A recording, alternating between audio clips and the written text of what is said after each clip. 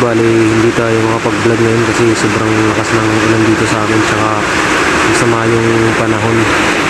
Hindi tayo makalalabas ng bahay. 2,000 years later.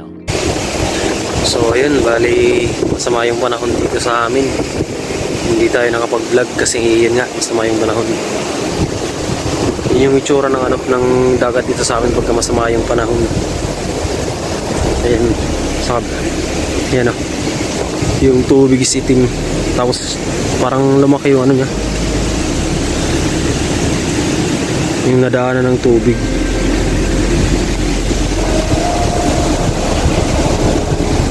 Yan, bali sumilip yung araw. Ilang minuto lang titila, tapos yun, ulan naman ulit ng malakas. So ayun, nakalabas tayo kasi tumila saglit. Ayun nga pala yung sa may sapa dito sa amin. Grabe, ang itim ng ng tubig. Ayun yung mga karatig bayan dito sa amin is baha na sa kanila, abot na hanggang bubong.